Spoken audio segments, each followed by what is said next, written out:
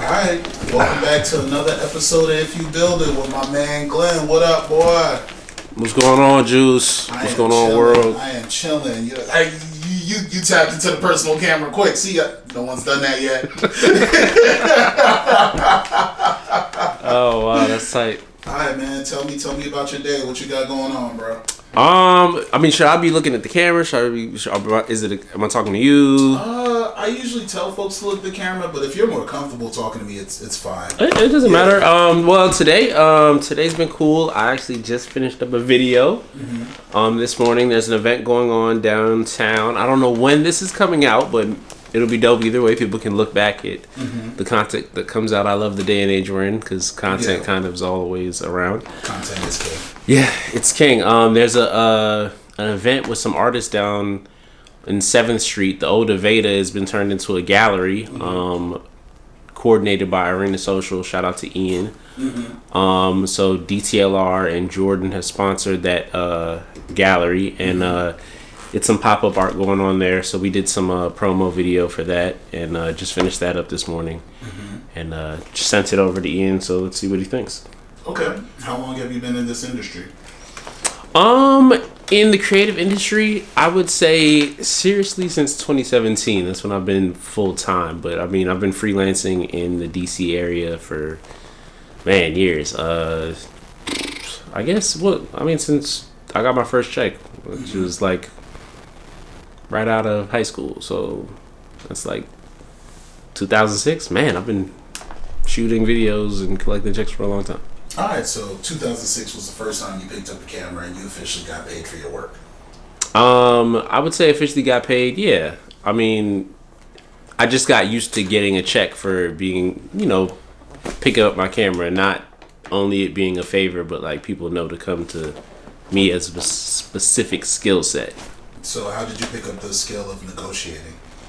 Negotiating. Oh man, that takes forever, but eventually I'm not actually really good at negotiating. I actually like to my tactic throughout my career has been being too big to fail and being undeniably good, so I don't have to negotiate. It's like, what does the top of the industry do? And then here's Glen. He does very similar or close to, So is being too big to fail mean you execute so concisely no one could deny the quality? That's exactly what it means. It's a thing where I think you should be able to, or your brand or your product or your service can kind of cover the basis, and then you get to choose, right? It's like if you work in a couple different industries and say, oh, I'm a photographer. What type of photographer? Event, portrait, landscape, astro. If your portfolio is just astrophotography, then you're an astrophotographer. If it's events, you're an event photographer. Product photography. Exactly. Product photography, weddings. There's a million categories. Yeah. But with me, I've always tried to kind of dabble in everything and kind of show mostly kind of anything I want. That way people will come to me, because the goal is always been to be a creative director, producer, and kind of just direct and put people in the right direction of what they need to do to solve their creative problems. Okay. So why direct? What's the math or the thought process behind directing? So directing is something that I figured out that I wanted to do over time, based on need. Honestly, there's so many people that can create good images.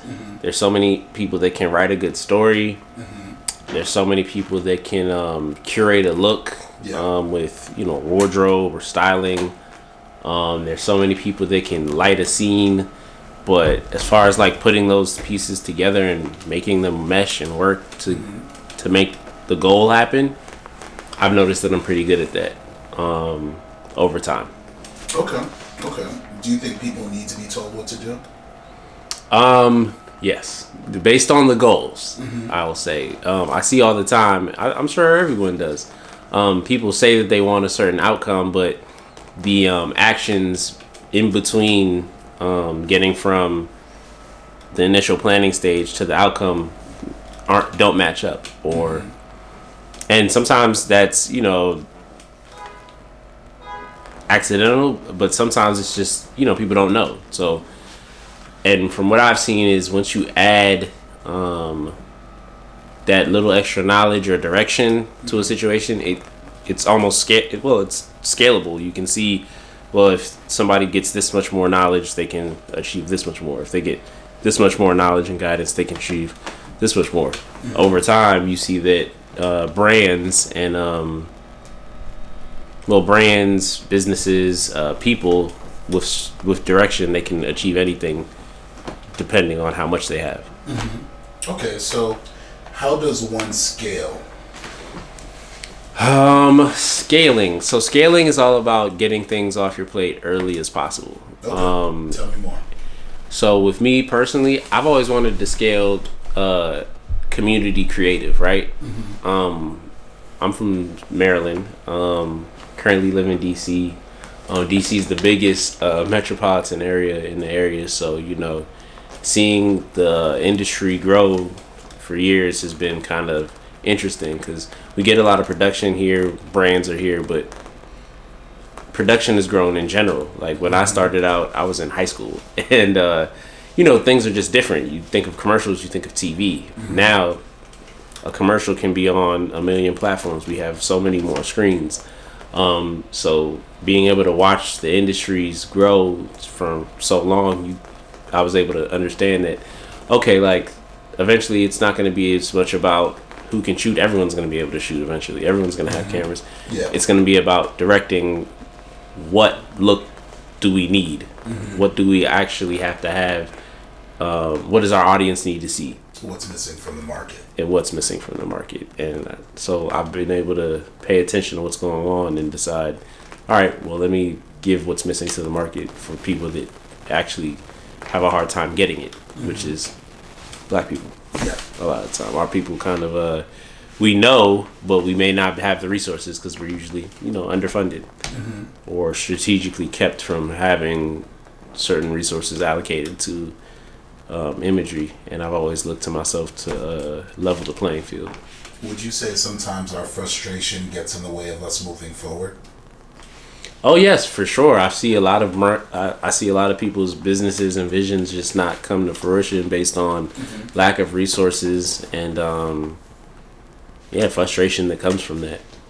For sure. I mean, definitely, especially lack of knowledge. People kind of stop if they just don't know, and I would encourage anybody not to let that frustrate them, not knowing, because that's just some work. At the end of the day, it's like it's in the books, and now it's in YouTube. So it's like there's videos, like somebody's recording me talking about stuff that I wish I would have known or heard about, or concepts throughout my journey. But I just didn't give up. I looked for the knowledge and worked with people and grew. So I encourage other people to do that. The answers are there. Sometimes they're just hidden, and that's what gets frustrating. But if you give up, it's like you're never gonna get the knowledge or to the place. So that's not an option. So how would you define your passion? Ooh, my passion? I would define my passion as confident. I'm passionate in my people, black people. I think we need a lot of things, and I think it takes effort and community to accomplish those things. So that I think that pretty much encapsulates it. Okay. So I took a look at your Instagram, and I don't know if you realize this, but one of the first posts that you posted of your work that's still on the page, because being able to save content helps you control the narrative so much better. It's amazing. It's amazing. I noticed that you've always been making a place for black voices. Speak on that. So I don't know. I don't want to say it's not. I don't want to say. It's just it's kind of wild to say that I kind of always knew that advocating for black voices and black people would just kind of put me in certain places faster. Putting that on top, putting that number one, because at the end of the day, I've seen that we all kind of need help. And every time I grow, every team I've ever been on, there's been a lack of help and a lack of resources. So I realized a long time ago, if I can be that person to help people's visuals, at the very least, I'm going to constantly be climbing, because there's going to be people coming from behind me that are going to learn from what I've done, and now they're helping people at that level as well. So, you know, it just kind of multiplies aid within community. And, you know, over the years, it's proved itself. So I just kind of keep the concept going and keep the focus black, and everything kind of starts to take care of itself, honestly. Okay. As a photographer and a cinematographer, remember that conversation we had earlier, how does one reach back? As a creative in general, I especially, you know, my lens is black, so you know, the way we specifically as black creators reach back is like give the information, you know, like teach it freely. I think there's no such thing as competition, only community. The best jobs I've ever done or gotten is from somebody like throwing me a oop at the time, because, you know, I look at life as this journey of we're finding things out as we go, you know, so you should really be taking your time to educate yourself, but also you should really be taking your time to be around other people and compare notes. So the way that I climb and give back is definitely by, you know, being around and being supportive, taking calls with people as they, you know, kind of mill through what they think creatively, give random gear, give advice freely, get paid too. I'll say that's how I help other people. You know, I make sure I get paid so people can see that it's possible. Because, you know, if you're not taking care of yourself, and I don't believe in starving artists. I think that's a ridiculous situation. You think that's something wild that was normalized? Yeah, I think that's a wild concept. I think art is very expensive. Yeah. You know, I think art should be charged at a premium, because if people could do it, they would. It's literally, it's in you, not on you, you know? So, you know, I think if people want to talk internals, that can only be curated and captivated over time, or just in a special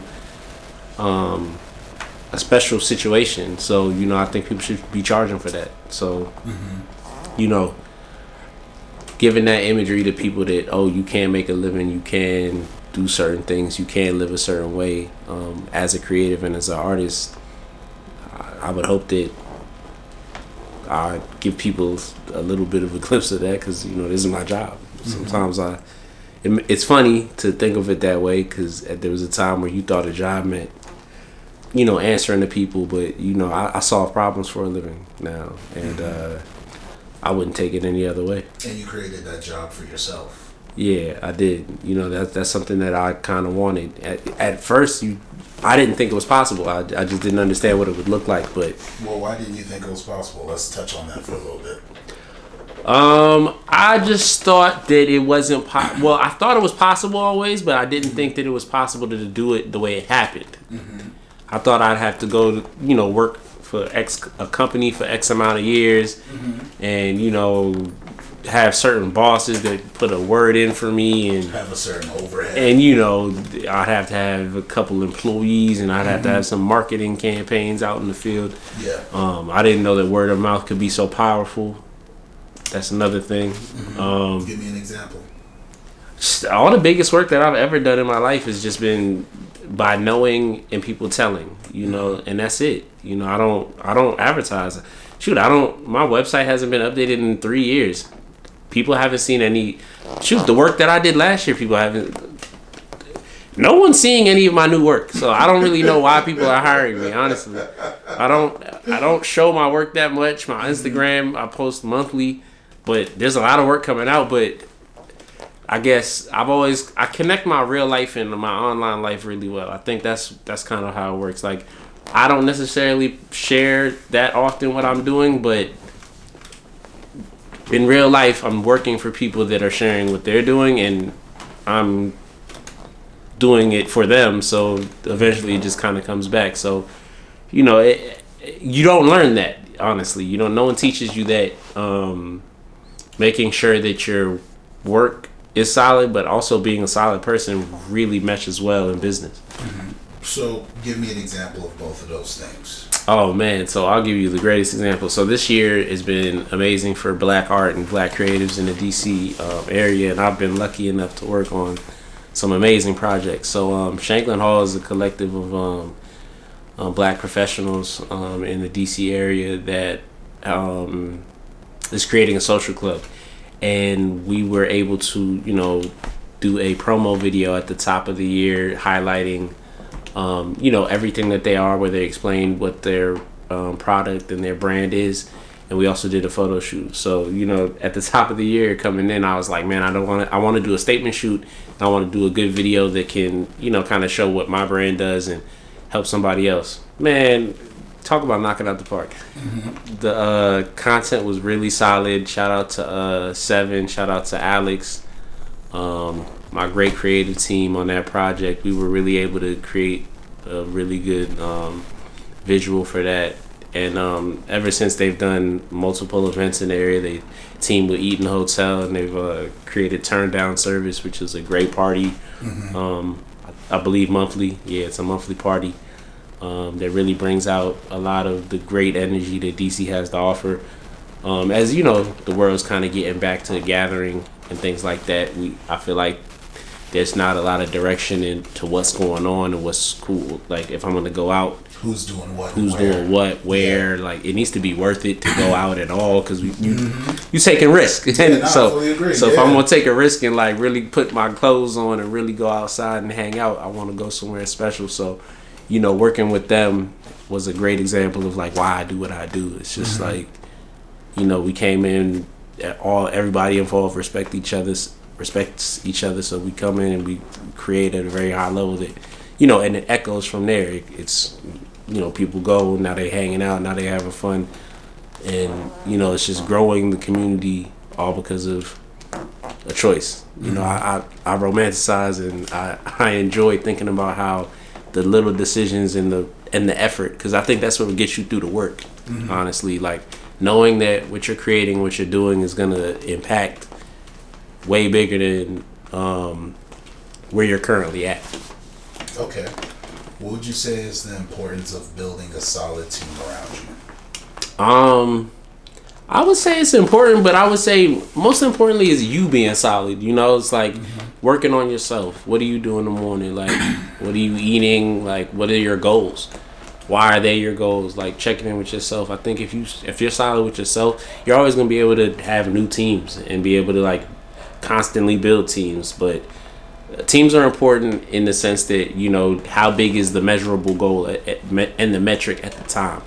So I would say a team can get you where you need to go with, and knowing who you need on your team at the moment is important, because removing and adding pieces to your teams is very, very important. I've noticed that throughout my career, the things I've done, and just watching my peers and mentors and people around me, like things change. The pandemic was a great example of that. Like, that's the thing where even if you had a solid team, like, it's like, all right, everyone's team's getting broken up just out of, it has to. Who's coming back? Who's in different circumstances? So again, it goes back to the individuals. If somebody can't bring that core back, then the team's blown up anyway. So teams are super important, but I would say everybody needs to focus on the individual before they can really help the team. Okay, so let's focus on the individual in the museum and the curation that you've done for them. Now, when I say curation, the presentation that you are putting into the photography and the videography of that brand. Tell me about that story and how it started. Man, it's kind of the same thing I touched back on earlier when we were talking.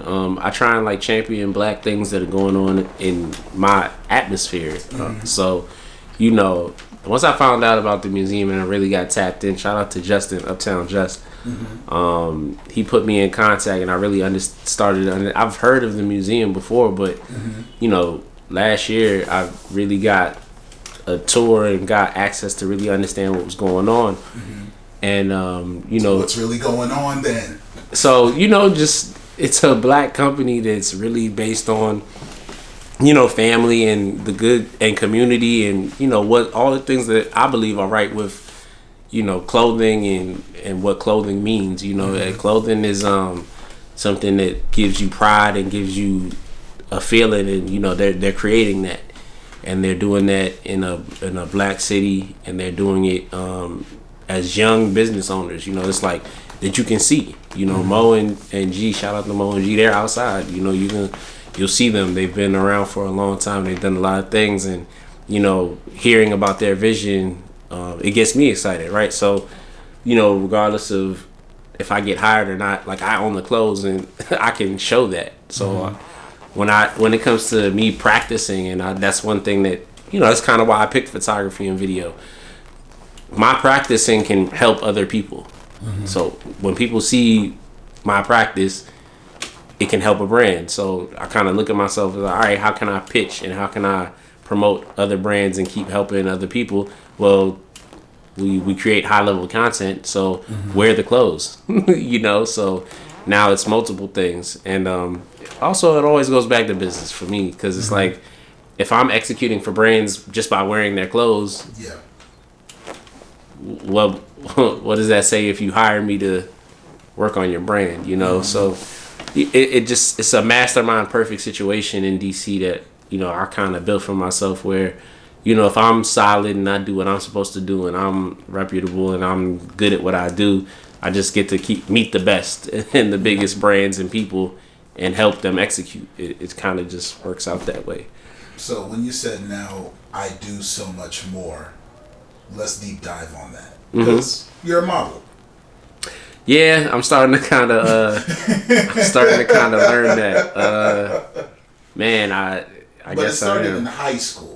Right now, in front of the lens. Oh yeah, that's right. You got the background information. Yeah, tell me a bit about that. Oh man, so high school. Shout out to school. Oh, Blake High School. Shout out to Silver Spring. Shout out to 29, 650 New Hampshire. Yeah, man, I was blessed. I grew up in a very perfect storm. I grew up in the Northeast Consortium. Shout out to Springbrook. Shout out to Paint Branch. Yeah, we out of middle school, we were allowed to pick out of 3 high schools. So middle school, you got your middle school friends, but because of our area, it kind of blows up. Now you can go different places, and then now your middle school friends become friends with your freshman year friends, and you got sports going on, and then all these things, and then our sports teams would play each other, so those games would be real important. So shout out to my mother. My mother's my biggest style inspiration. Man, she really put it on. She really put herself together, and she made sure we were together. So yeah, she started young with you. She started young with us. So it just so happened that we had these huge important games freshman year, and I played football my freshman year of high school, but man, I really learned that I'm just an art guy. Over time, I realized like I'm an artist. I hated playing football. I hated sports. I hated having to do things. I hate being pushed. Like, I like to move on my own pace. But my boys played sports, so I realized, man, we got all the people from middle school. We got my boys. I gotta put myself together. So for the city also. I gotta put on. So I always learned, like, all right, for when I'm outside, I gotta put my outfits on. And it's funny that somebody I went to high school with, but I just thought that this is what we do. It's like the movies, right? It's like, who's the kid with that puts it together? I was like, all right, that can be me. So I thought about that then, and we just put ourselves together. I think Silver Spring is kind of underrated as far as style. But that's the whole thing, DC. So it just kind of branches out. My uncle's a big inspiration for me. He's Northwest, Uptown. Roosevelt High School. He, wearing ripped up jeans a certain way, shorts, foam posits, New Balances. My dad's from England. So actually, you got a pair of New Balances on right now. Yeah, always. That's like, casual. Right there. It's just casual. Let me get a close up. What pair are you wearing right now? These are some 992s, man. Staples. They came out last year. They retro. But yeah, man, I'm tight. I wish I had more money at the time. I would have got a second pair, because they're just I like the all gray staples. You know, you got the 990s, 991s, 992s, 993. The value to the city is real. Yeah, it's a comfortable shoe that anybody can wear. You know, it just kind of makes sense. Yeah. You know, government workers. It's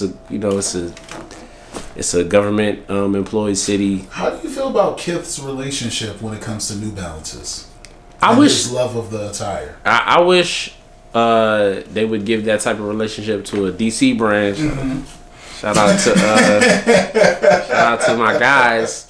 But you know, Kith is cool. You know, they do their design is clean. You know what I mean? The homage is real. The homage is real. They kind of do it right when they collaborate with people. They execute high, and I think that's dope. But you know, I'm gonna switch it back to DC, of course, but because that Fila collaboration that they just did was mean. Shout out to Greg and Mo, of course.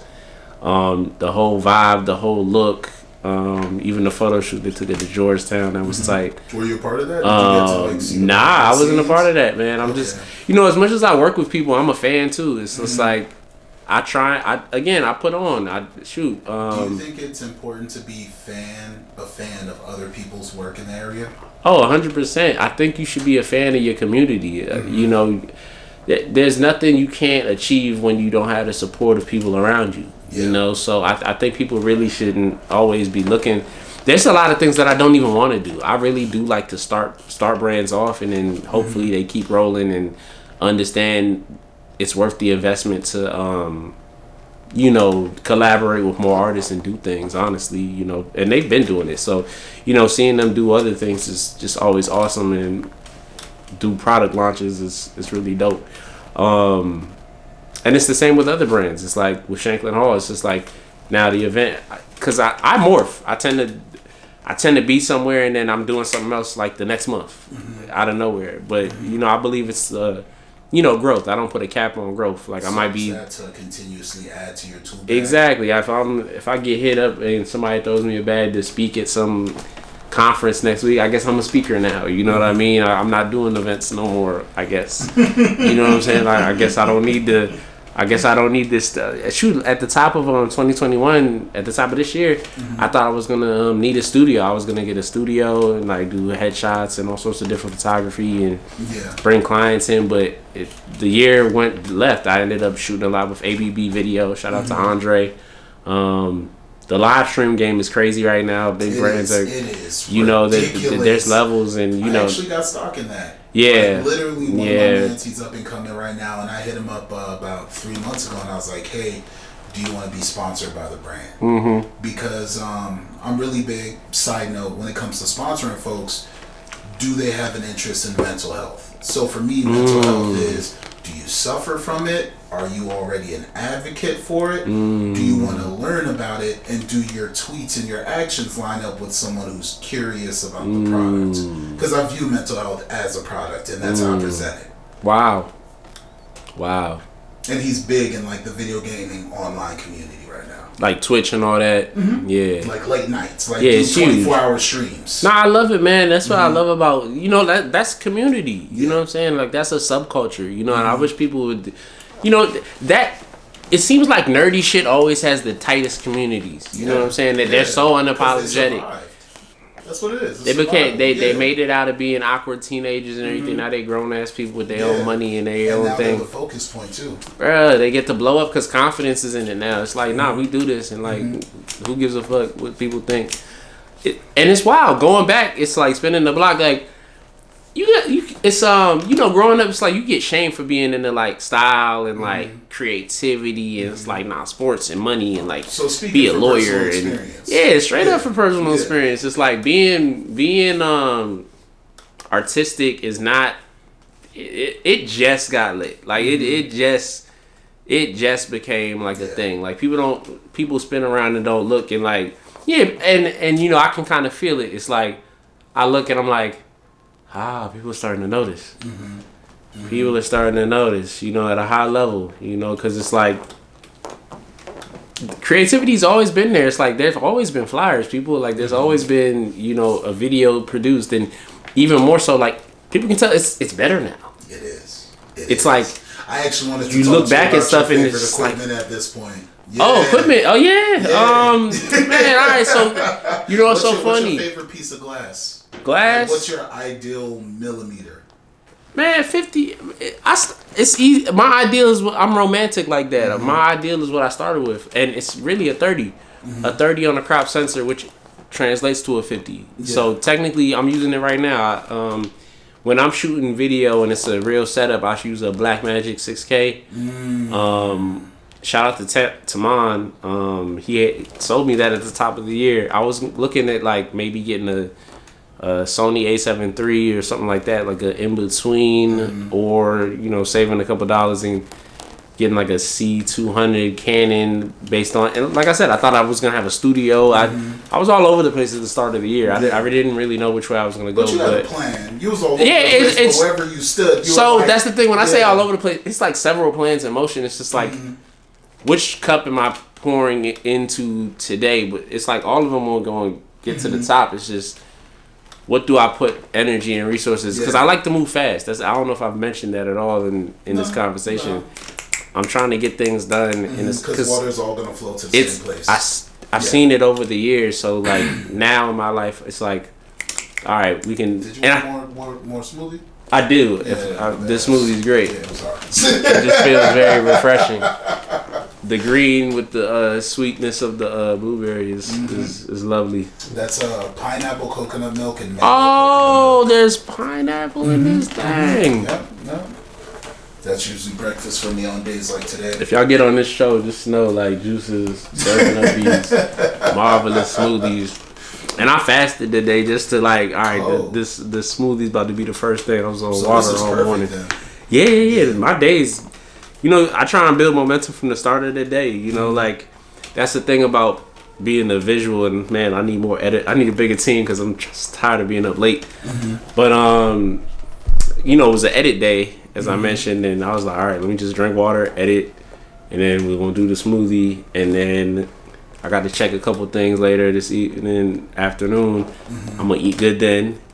And we just going to roll the momentum. Yeah. But back to the gear. So I'm shooting with a Blackmagic as a crop sensor. Mm-hmm. So my main lens is the 35 right now. It's a 35 1 T5, T15. So like a T14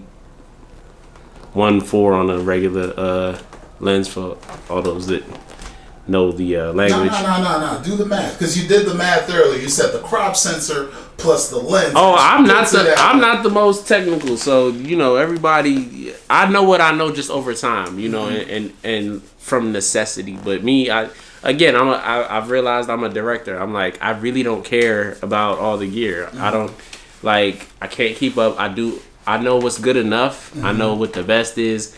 I've been able to. Life? Is this good enough to get what we need done, all that? But I'm looking forward to working on bigger productions and things, but it's like that's not always the most important. So that's what I've realized. I don't really care that much about gear. It's like for like me, I gotta execute a certain way because I can and what I do. It's like my stuff is better just because it's me shooting my own things with my equipment that I shoot for other people. But if I was anybody else, I'd be using a phone. I'd be using. I think an iPhone is the best piece of equipment. It's really good. It's really good. Do you have access to 2 iPhones? Oh my God. Well. Whoa. You gotta be careful though, because all right, so I've burnt through my iPhone. Oh yeah, thank you. We did have that conversation. Y'all iPhone. Invest in your brand. Don't just.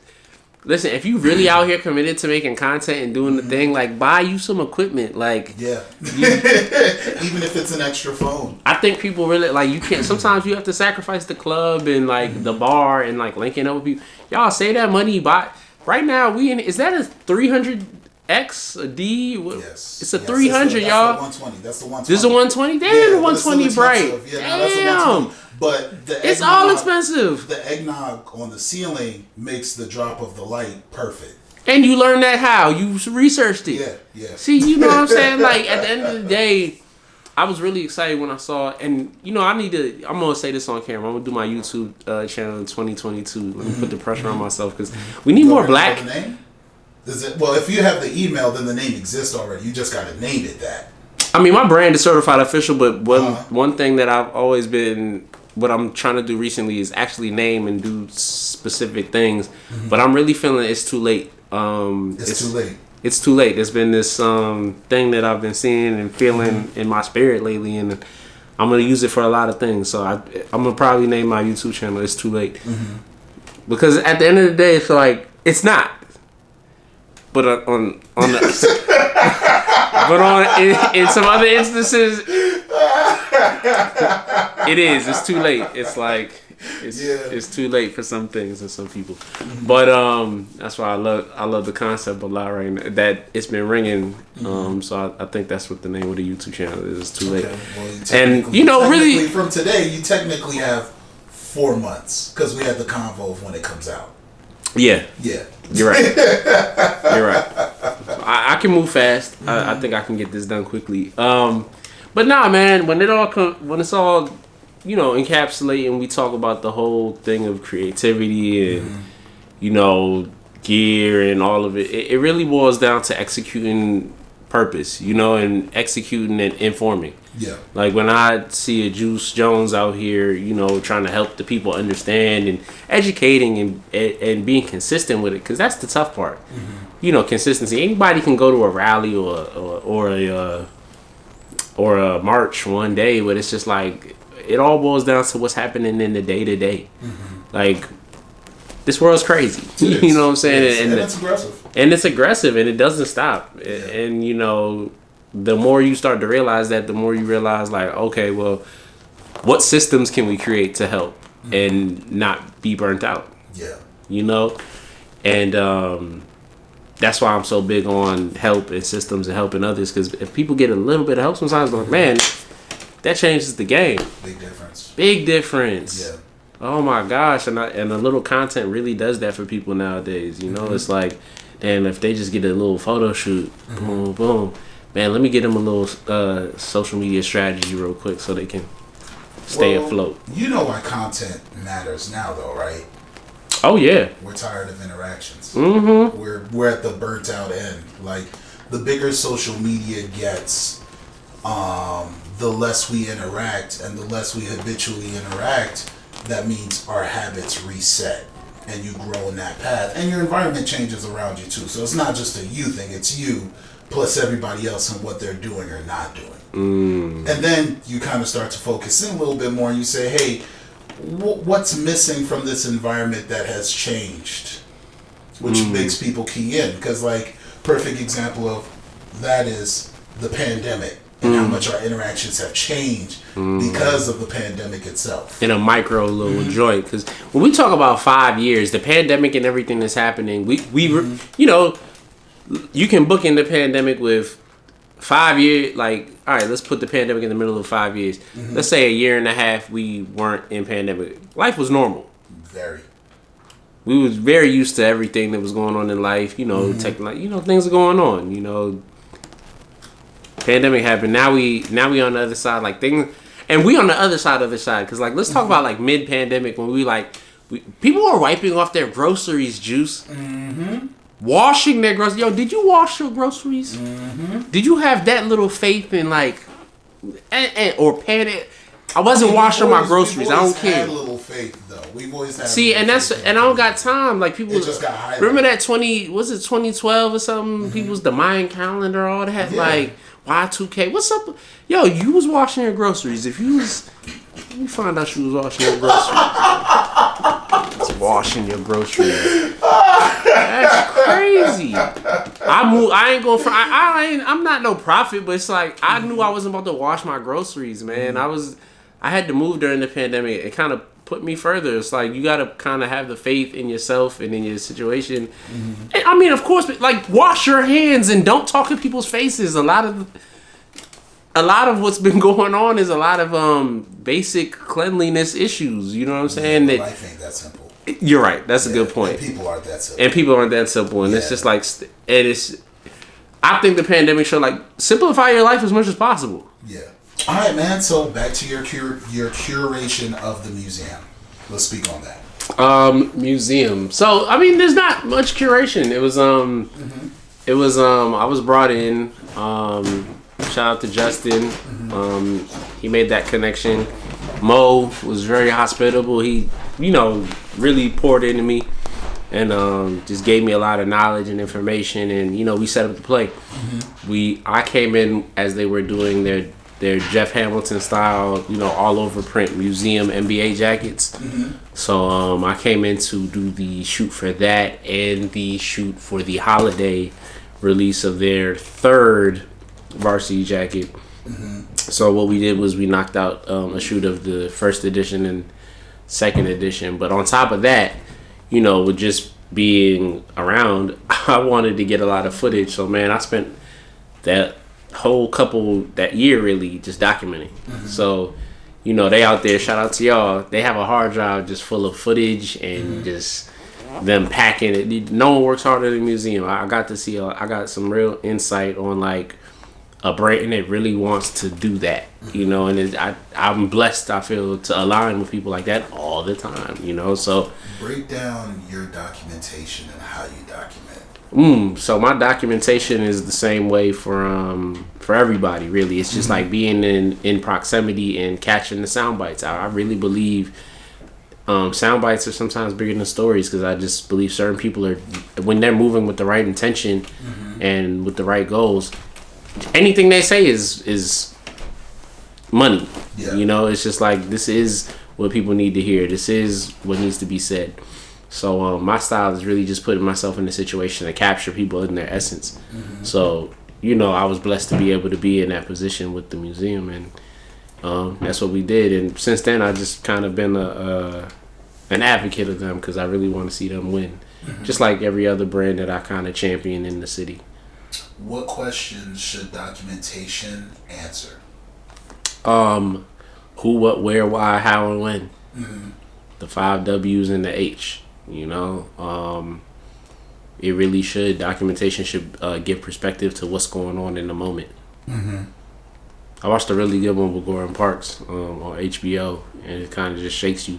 And when it's a perfect example, it shakes me up, because like when you're moving in your purpose, you kind of just align. Like, what are the chances of all-time photographer for Time magazine, Malcolm X in the same time, everybody, right in that same timeline. That was an amazing documentary. You know what I mean? And to be able to document and be able to, it's a documentary about the documentarian. It's like for him to be able to be there to capture, and the Invisible Man, he shot that. It's amazing. It's like, to be in this, I see that for myself. I try not to take it for granted. Do you let that stardom? Because at the end, I felt like that took away from his safe space that he built for so many. I don't want any of the stardom. That's why I really don't. I mean, I've been doing this for years, and it just kind of people ask for interviews and things like that. That's rare, and I won't probably do a lot, but unless it's within community. I think I have a lot more control than most people, because I've built my stuff to be able to shelter myself from a lot of the others. A lot of the people I work with, they kind of deal with the bigger entities, so I get to kind of remain small but big within community. What's a bigger entity? Like, what's an example of that? So let's say Nike is a client of mine. Nike's a client of mine because of the work that I do for somebody else, and they need the work from them, and they're going to hear about me. But I'm not necessarily trying to get Nike or get to Facebook or whatever. By the time they need me, they literally need me. I wasn't trying to get with them. I've been doing the work for people that need that style of work. But I'm not reaching out. Does that mean you negotiate different when they reach out to you compared to vice versa? Yep. Okay, tell me about how that leverage feels, or how you've had to use it in the past. So a big thing that I've always learned just over time is you got to know your numbers, and you got to know what you need, and you got to have your goals. So you don't really shake and waver when opportunity comes.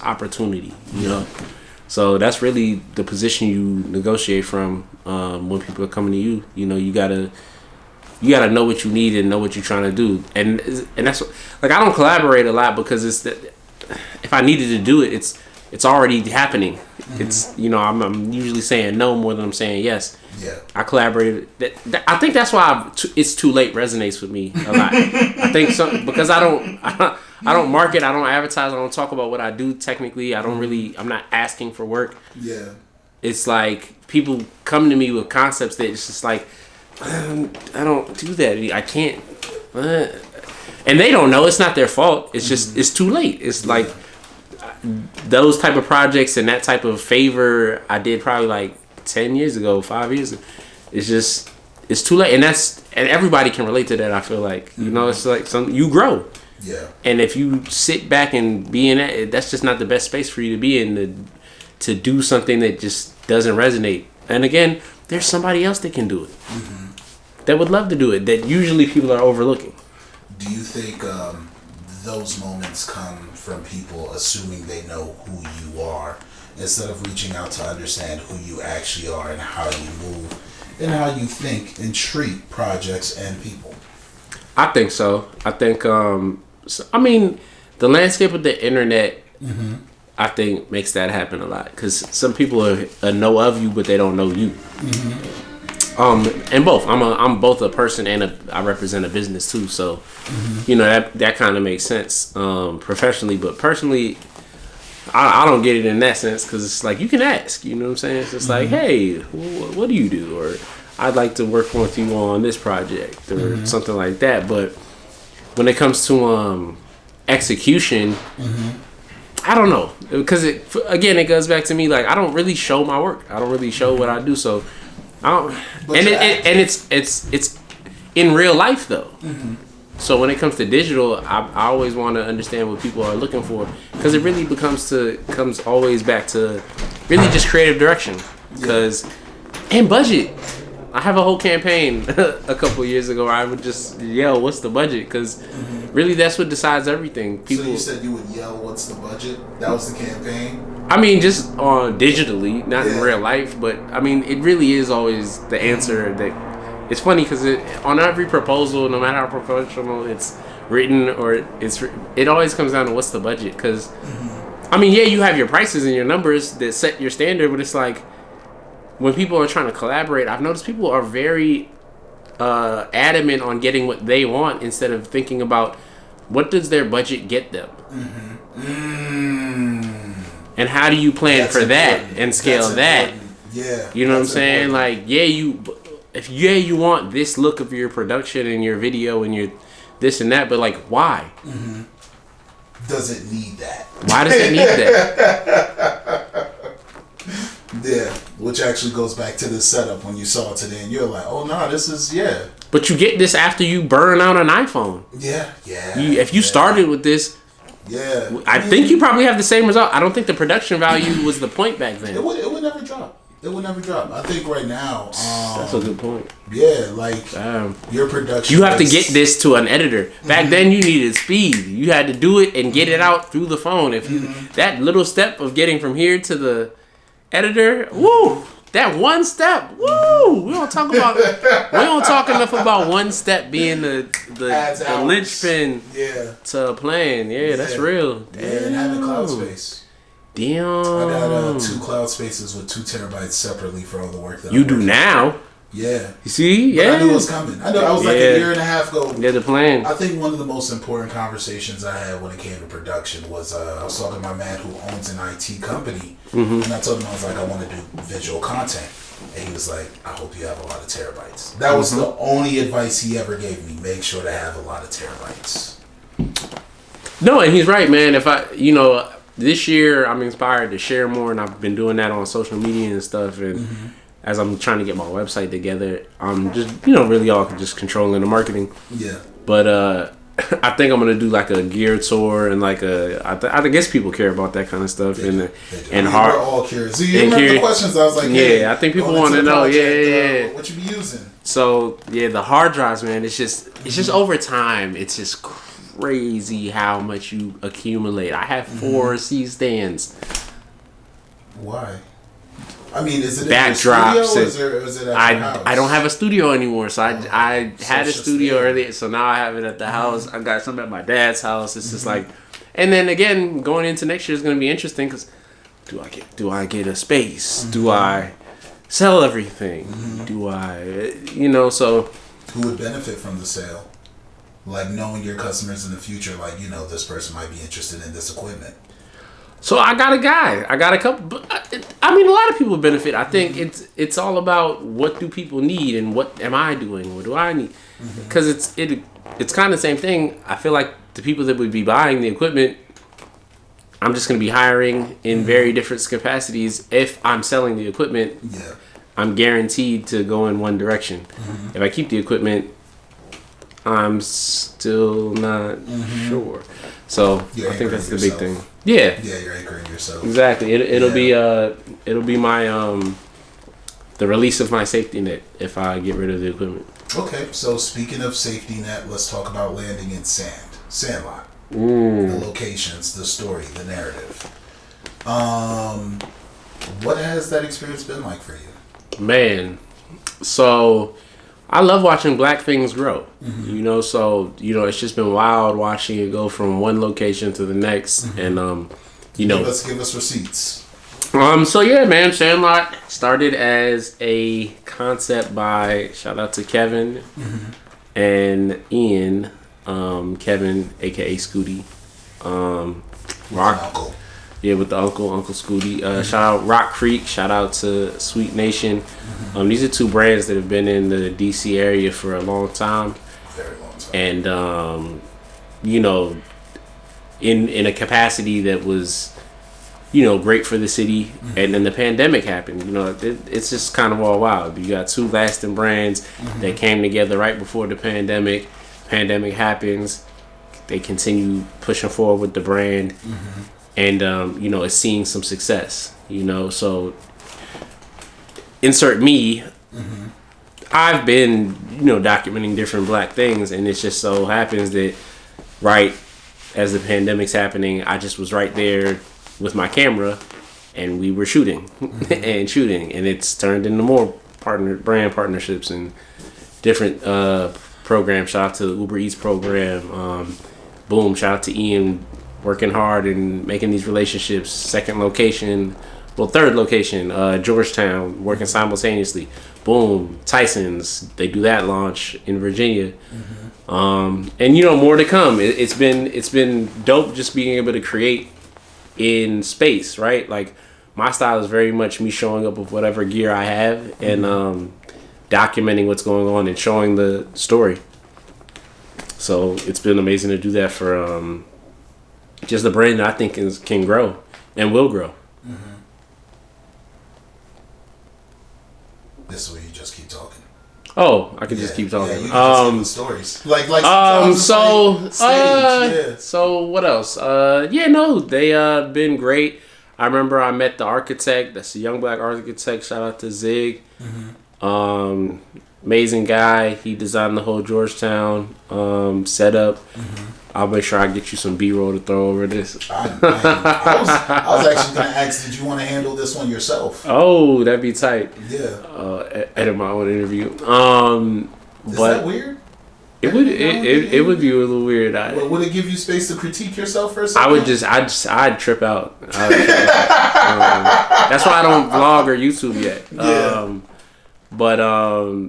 Sandlot's been great, and then what we haven't talked about is Arena Social. Are you familiar with it yet? No, tell me. So, that's another great thing about being in this area and, being myself, honestly. I like to be able to give voice to the things that aren't as big yet because, like myself, a lot of people around me are filling a lot of cups at the same time. And they're, sometimes one brand is more known than the other, but the work is all the same across the board. Arena Social is a arts club started by Ian, supported by myself at the start of this year. Right now it's active at Barracks Row on 8th Street in Southeast and currently on 7th Street. 713 7th Street, there's an activation with Jordan Brand, Arena Social Arts Club, and DTLR. Highlighting several black women artists. The current exhibit that's on 8th Street in Southeast is Lex Marie Remember. That's currently going on. But yeah, man, Ian's a big art guy. We've known each other for a long time in the sneaker community.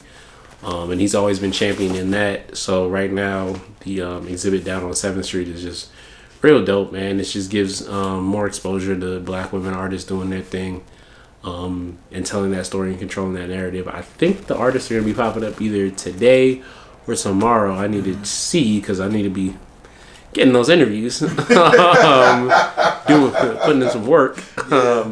But yeah, that's what's going on there. We've been kind of telling that story all year. Earlier this year, we roped in the National Cherry Blossom Association. So I like how around you said that. We roped them in. I mean, yeah, you kind of put yourself in position. You cast the net, right? It's not so much fishing; it's about net, and the fish kind of just get gobbled up. But yes, they had like 16 artists inside of Arena Social painting the cherry blossoms. Cut to cherry blossoms on the streets. Yeah, there was. I don't know if anybody was paying attention to seeing this, but there's cherry blossoms all around the city that were painted by different artists. Yeah, I think they're off the streets now. Well, no, they're probably out in some locations still, but because they move them around. But yeah, for the Cherry Blossom Festival, coronavirus and everything, they weren't like encouraging people to come out this year.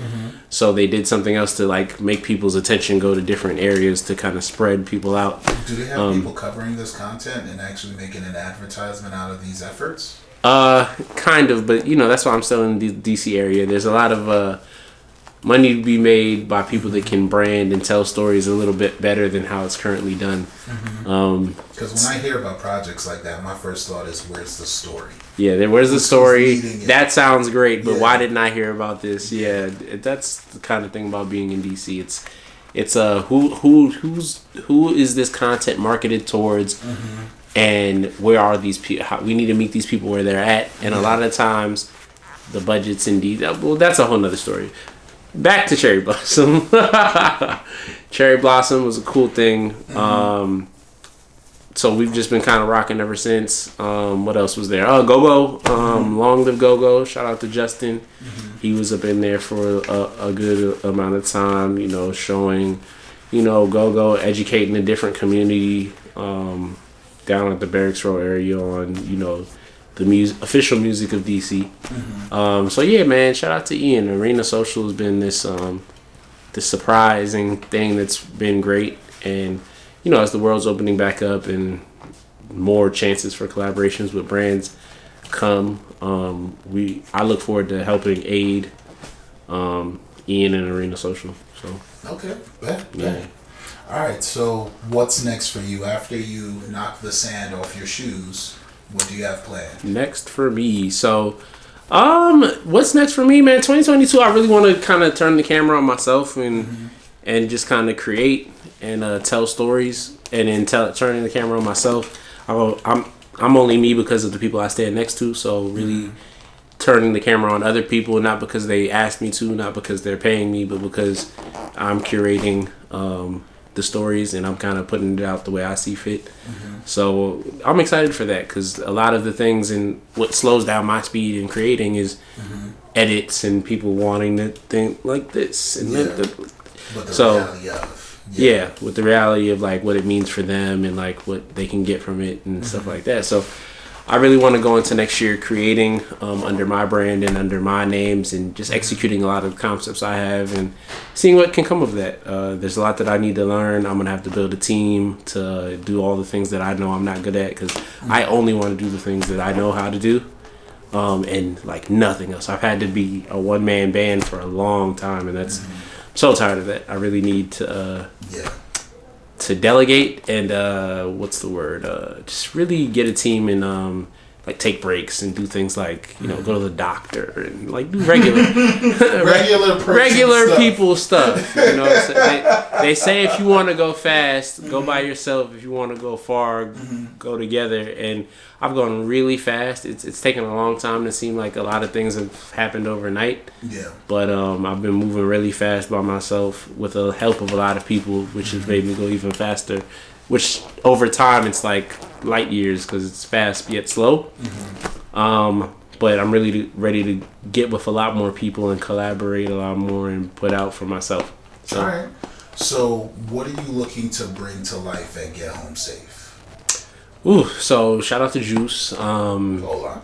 He is a great guy, and get home safe, man. I just really want to advocate more. Like it's with my pillars.